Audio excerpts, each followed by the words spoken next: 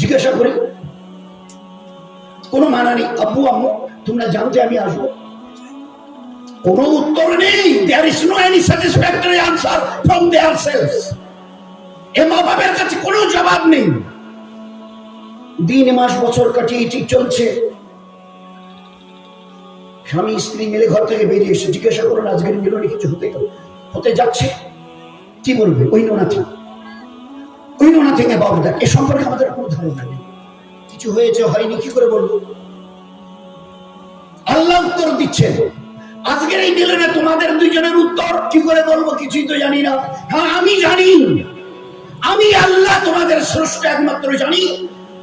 কখন কোন মুহূর্তে বাপের ওই ব্যাকবন থেকে একটা শুক্র কীটকে মায়ের রেহমে পৌঁছে দিয়েছি আমি আল্লাহ জানি। ওয়ামা তাহমিলু মিন উনসা ওয়ালা তাদাউ ইল্লা বিইলমিহি। একজন মা কবে গর্ভধারণ করবে একমাত্র আমি জানি। পৃথিবীর কোন গাইনো ডাক্তার ইভেন ওই মা বাপ পর্যন্ত জানে না।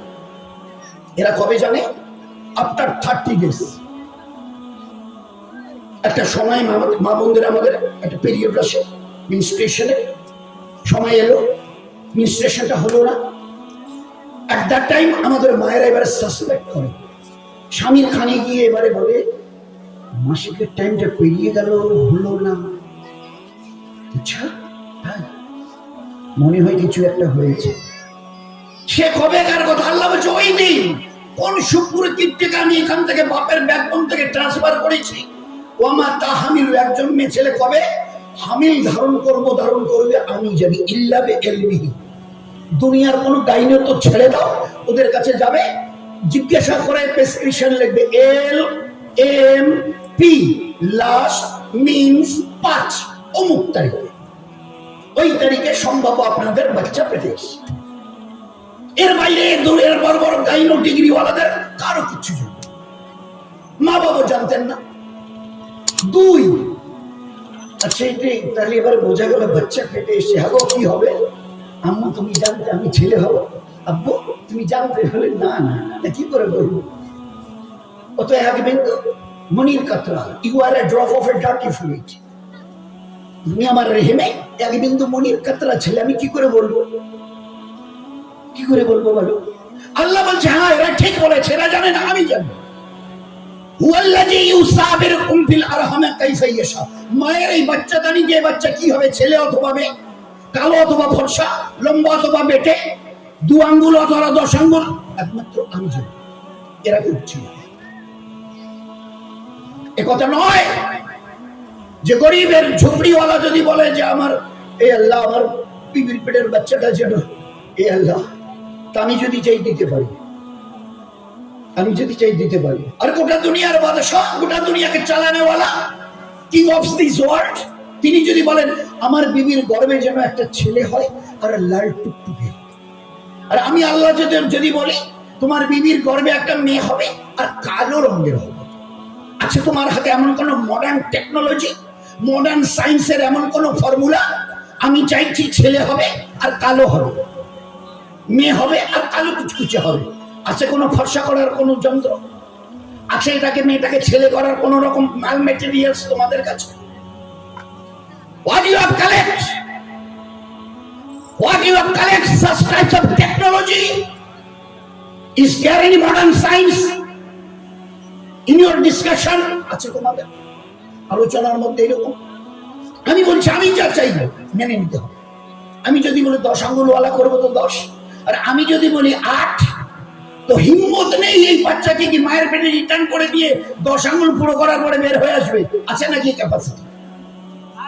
বলুন দোস্ত, আমাদের এই অজ্ঞতাটা এই জায়গায়, আমাদের ইগনোরেন্সি এই জায়গায়,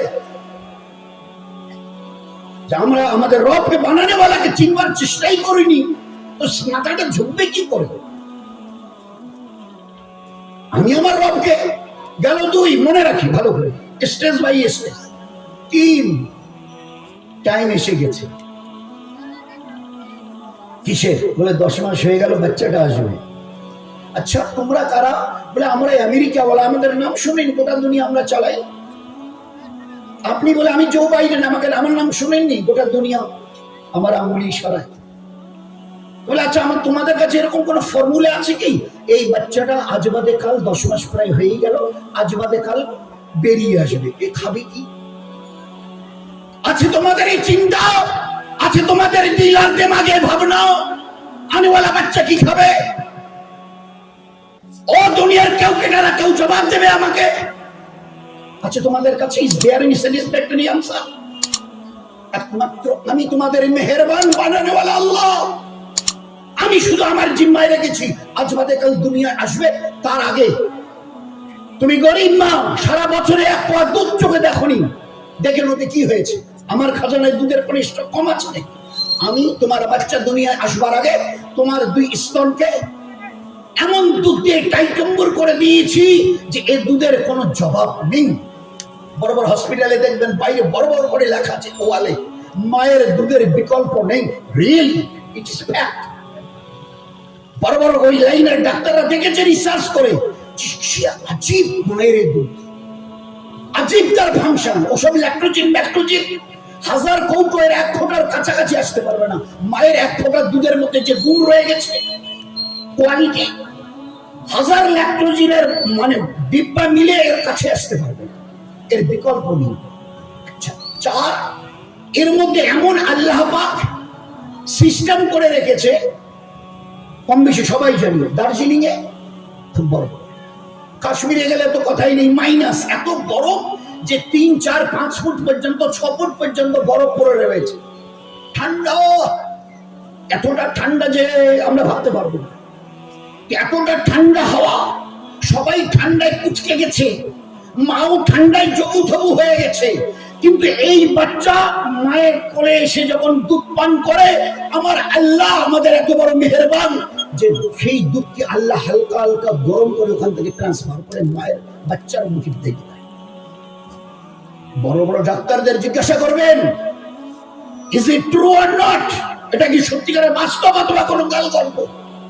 কারণ যে হারে মায়ের শরীর ঠান্ডা হয়, ওই আনুপাতিক হারে যদি তার দুধ সিনার ঠান্ডা হতো, এই বাচ্চাকে 1 অথবা 2 অথবা 3 বার পার করানোর পরে ওই ঠান্ডা দুধ বাচ্চা খেয়েছে, ডাইজেস্টার হচ্ছে না, pneumonia, single double triple pneumonia হয়ে দুনিয়া থেকে বিদায় করবে। মাদ্রাসে যান, এখন কত চলছে? বলে 45-50 ডিগ্রি, এত গরম যে মনে হচ্ছে 8টার পরে বেরোলে ওটা গা জ্বলে যাবে। মায়েরও শরীর অতটা গরম হয়, কিন্তু গরমের ওই প্রচন্ড কনকনে গরমে আল্লাহ পাক মায়ের স্তন থেকে হালকা ঠান্ডা মতো দুধ বার করে বাচ্চার কাছে পৌঁছে দেয়। প্রচন্ড শীতের দিনে হালকা হালকা গরম, প্রচন্ড গরমের দিনে হালকা হালকা নরম, এই আল্লাহ নিজের কুদরতের থেকে। 4 এই বাচ্চাটা মায়ের পেট থেকে বেরিয়ে এসেছিল, তোমরা কে কে ভিতরে ছিলে? বলে অমুক আয়া নার্স এর সঙ্গে আমাদের 2-1 মেয়ে ছিলে। বলে দেখবার বাচ্চাটা বেরোই আসার পরে দেখে বাইরে এসেছিল, তোমরা দাঁড়িয়েছিলে, জিজ্ঞাসা করেছিলে কি খবর বলে? তবে হ্যাঁ সুন্দর হয়েছে, বেশ নাক কান চোখ কান সবকিছু একদম সুন্দর, everything is okay, everything is, সবকিছু একদম সুন্দর। হাত পায়ের নখগুলো, চুলগুলো, সে নাকটা টানা টানা, চোখগুলো। আসমান থেকে আওয়াজ আসে, ভালো করে দেখে সে তারপরে বলে।